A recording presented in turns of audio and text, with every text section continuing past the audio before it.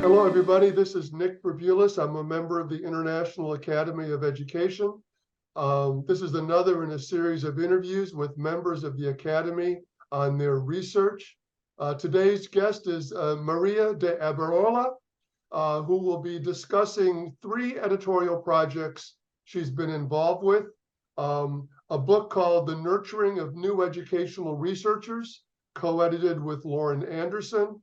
A book called Intellectual Self-Portraits of Fellows of the International Academy of Education, several essays by her and other members of the Academy, co-edited with Dennis Phillips, and a special issue of the Educational Policy Analysis Archives Journal on historical and contemporary perspectives on educational evaluation.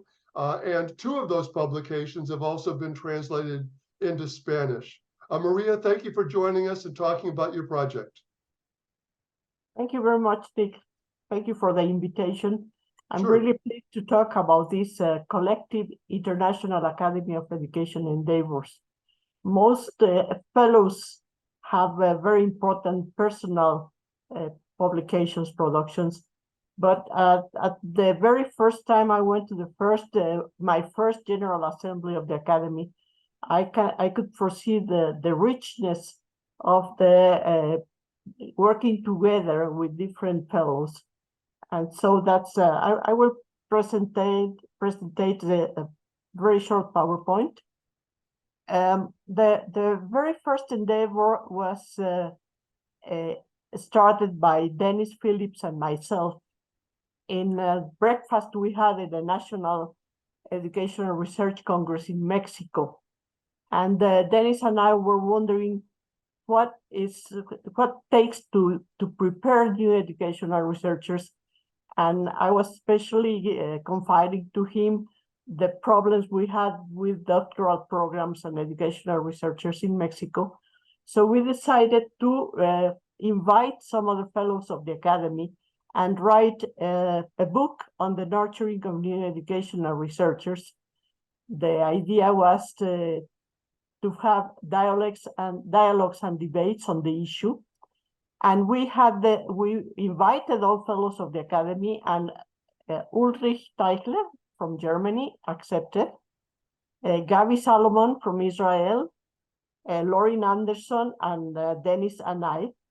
And we had a wonderful experience working together because we were invited by 3 state universities in Mexico we were able to have meetings discussing the book, and in exchange we could share things with the students of those 3 universities in Yucatan, in Guadalajara, and in Guanajuato.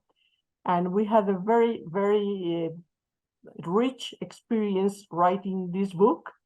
The book is composed of these chapters, and each chapter has a commentator by another of the authors. Ulrich started with the doctoral education and training, the idea of a view across countries and disciplines. Then I prepared the chapter on doctoral education and educational researchers in Mexico, taking into account national policies, the national context, and the actors that were behind this educational research in Mexico. Gabi Salomon proposed a 2-track doctorate in education, the idea of research doctoral program or professional doctoral program. Then Lauren Anderson wrote about the proper role of research in doctoral programs and the idea that research is much more than the scientific idea of research. And Dennis finished the book with the Great Things from Small Beginnings, proposing innovations in the education of educational researchers. And then all 5 of us wrote the key questions for thought and action. The book is based on differences. We agreed at the beginning that differences was the starting point of the book due to our difference as academic, as researchers, in our context, in our experiences. But we had all trained new researchers in education, and we accepted that the difference in key issues such as the notion of research, the role of research in doctoral training, what is the objective of doctoral training, the nature of objectives, the curricular structure, and so forth, were to be the point of advantage of the proposal, options, and nuances we could make on the book. We discussed key questions. 8 key questions. Why are there doctoral programs in education? What are their objectives, their meanings, the nature?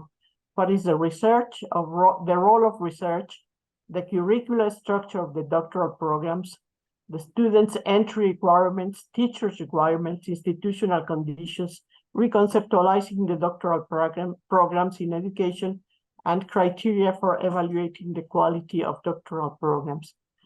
If I don't know if you want to know more, well, of course we can explain more, but we also had the possibility of translating the book into Spanish, and this work, both work, the English one and the Spanish one, we started calling ourselves the Gang of Five. We had a lot of activity together, and the translation into Spanish was, excuse me, it was really a big success of the Spanish version for Mexico and Latin America. There were 1,000 copies published by the National Association of Universities, an extremely positive review to approve the publishing. Then we had 3 published book reviews in main Mexican Latin American journals, and conferences in many different state universities. So the idea of having this proposal, not only in English, but in Spanish for Mexico and Latin America, was really a very good success of our work as members of the Academy. Then also Dennis proposed the idea that after nurturing new educational research, we could talk about becoming an educational researcher. So we invited once again fellows of the Academy to write their intellectual self-portraits. And we had the answer of 14 authors from 14 different universities or research centers from 11 countries, and 3 women only in this authorship. The names of the chapters are really interesting to see what people were thinking about their intellectual self-portrait. Lauren Anderson spoke about an unforeseen career trajectory as a researcher, as academician, because of his very poor socioeconomic backgrounds and the possibility, and the very far possibility of reaching a doctoral program. Then Eric Decorte talked about the globalizing, optimistic, pessimistic educational researcher. Andreas Demetrius about the growing theory of the developing mind. Each one took, of course, advantage of his own training, initial training as psychologist, sociologist, economists, or so forth. Kadri Ersikan, Andreas is from Cyprus, Eric from Belgium, Kadri from Canada. Serendipity and accidental psychometrician. I don't remember. I think Patrick is from the United States. Eric Hanushek is economist, and he was talking about finding the right focus in his different interests in educational research. I wrote about what was like to become an educational researcher in a country like Mexico, where field education was not a recognized field of research. Then Dennis wrote about the disillusionist of the development of a philosophical disillusionist. Gabby Salomon was perfectly right to write about the restless scholar, which he always was. And then William Schubert talked about the playing as basis for becoming an educational researcher. Anthropology and educational becoming, Craig Dane from South Africa. Ulrich Tyler from Germany, The Development of a Promoter of Higher Education. Servaas van der Berg, The Making of an Educational Economist in South Africa, a Country in Transition. And Stella from Greece, and now I think she's in Australia, an autobiography of inadvertent educational researchers. So it was really a very interesting book. I was trying to find out what happened with the book, and since publisher was ended as editorial, and the books went to another important editorial. I don't have the name right now, but there's no more idea of these books. I couldn't find them as books in display. At the beginning, there were about the first 2 years, about 100 issues that were sold in 2014 and 2015, but I don't find them anymore. This one was not translated into Spanish, but then also Dennis, Loring, and I. Sorry, Maria, I don't want to, just to ask you a couple questions. Yes. Patrick Griffin is from Australia. He was at University of Melbourne. Oh, yes. And it's Yes. interesting how many of the titles, I see at least 3 or 4, describe the idea of an accidental or unforeseen career path. That's an Yes. interesting theme across several of the chapters. Yes, I was also surprised by that idea, but it also explains somehow the interest we all had at the beginning in the nurturing of new educational researchers, and what does it take to be an educational researcher. I mean, I think that becoming an educational researcher is not easy to foresee, especially when you think about the research as an scientific endeavor, a very intellectual endeavor, and education is such a soft discipline, such a complex discipline, that I suppose everybody didn't actually think they were going to make research and education. But we all finished there, and we all finished in the International Academy of Education. Sure, thank you. Let's talk about the third project. Thanks for clarifying where is Patrick Griffin. I didn't recall very well. So then about 3 years later,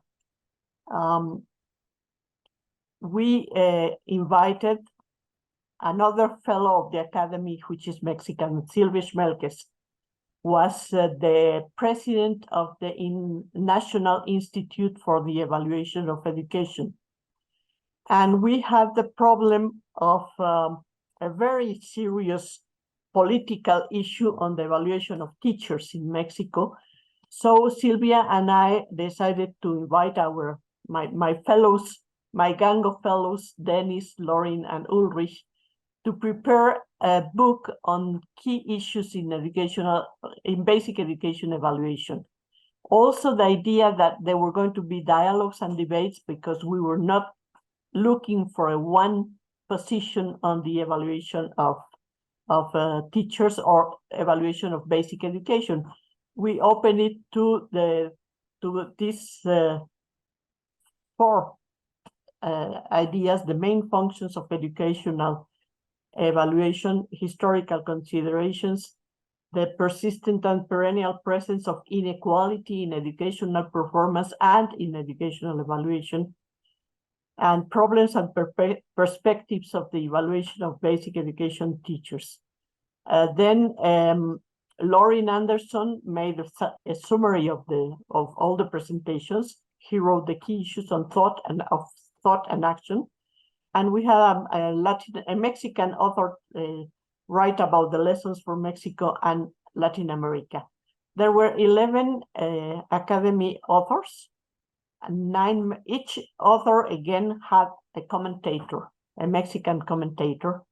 And the book was written in Spanish, and it was published by a very important Latin American editorial, Fondo de Cultura Económica, and of course the National Institute of Educational Evaluation the International Academy of Education, and my own institution, the Center for Advanced Studies. So the book was also very important, and we had the possibility of published in English a special issue, the historical and contemporary perspectives on educational evaluation, was published in the Policy Analysis Archives. And so that's the idea of the books, the collective work of the fellows of the Academy was what I thought very important and very interesting. The possibility also of the Academy of influencing countries where educational research was not so established as in other countries, like in Mexico and other countries in Latin America.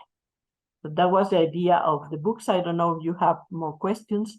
I would like to apologize for my English because English is my third language, not even the second. So I'm sorry to have so much accent in speaking in English. Maria, your English is just fine. Thank you. And thanks for sharing this overview of these 3 books. Yes, of course, I have questions. I always have questions. So let me start with this. One of the things that clearly is a feature of the International Academy of Education, the first word of its name, is the idea that it is an international association.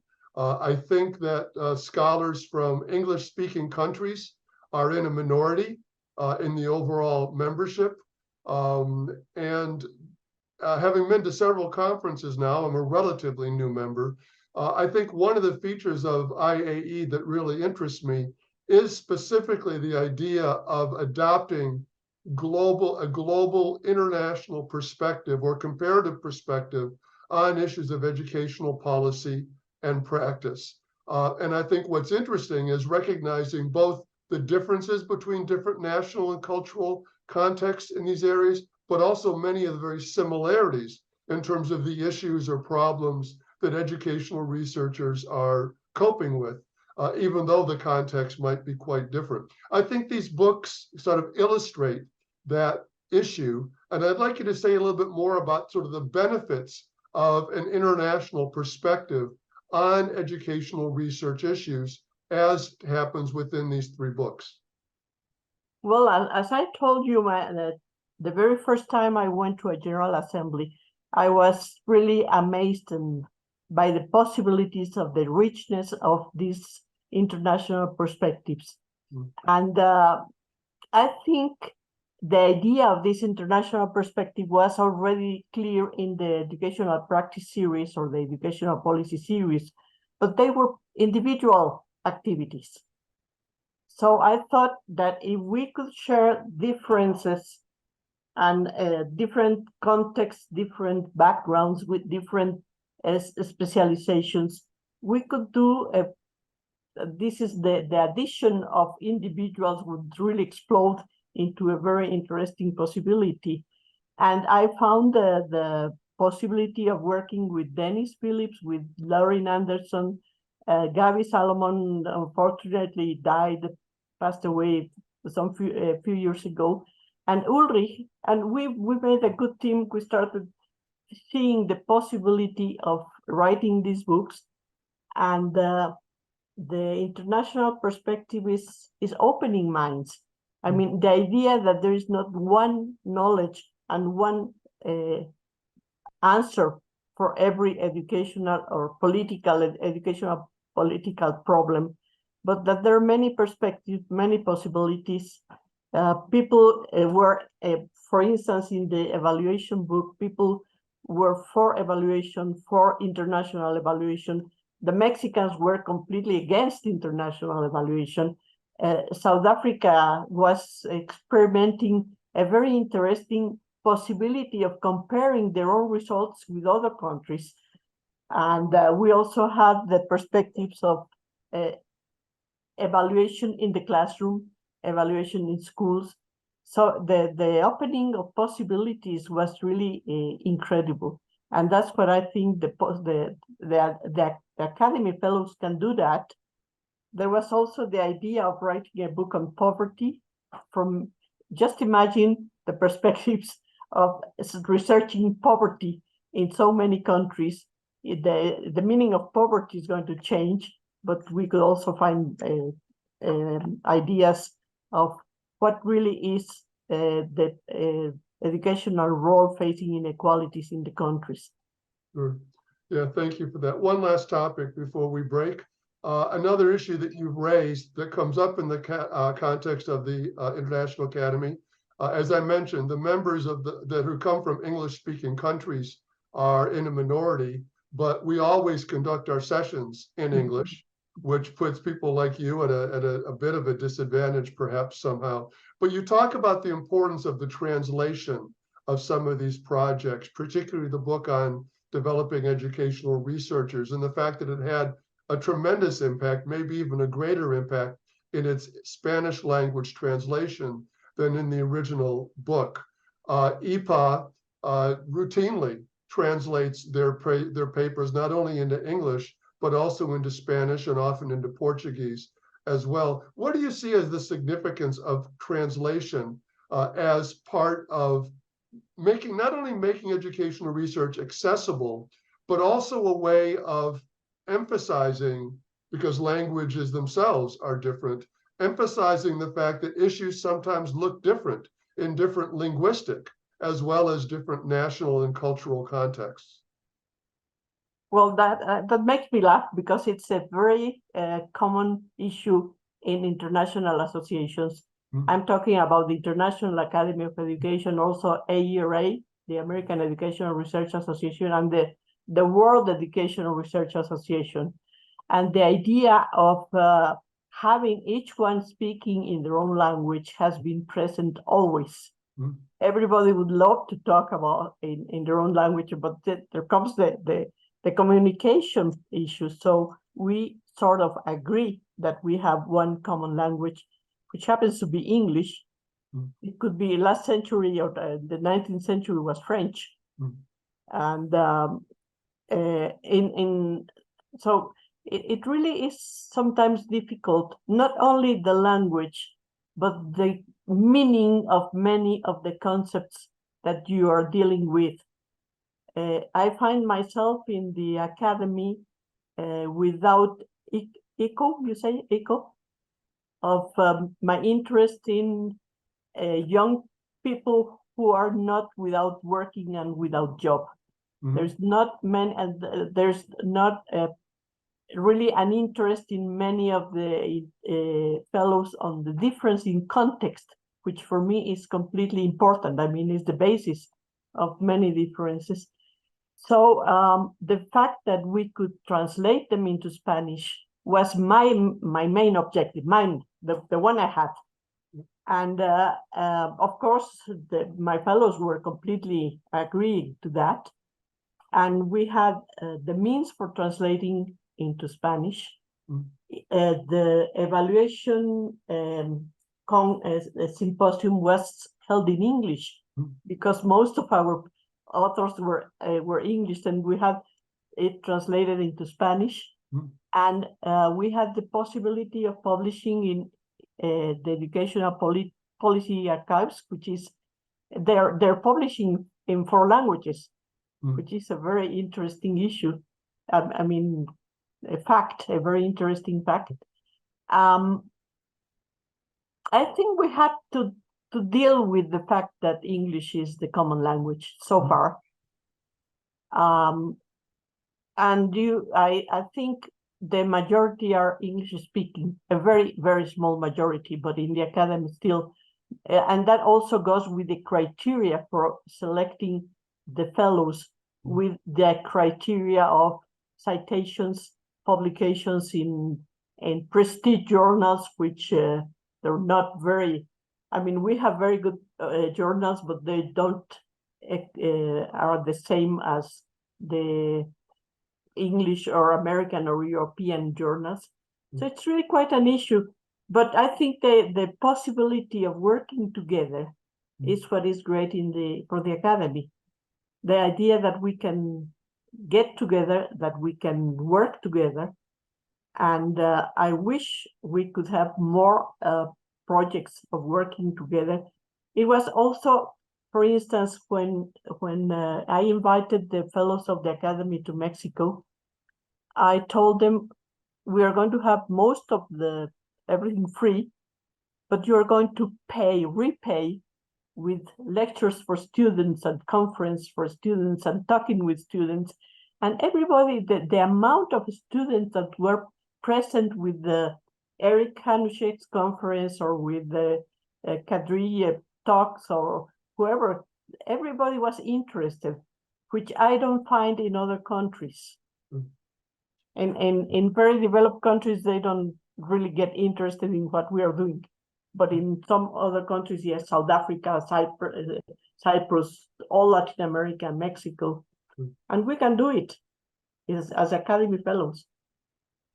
Outstanding. Maria, thank you very much for these comments and this conversation. I think you're right that these books show the potential and the benefits of collaboration within the Academy.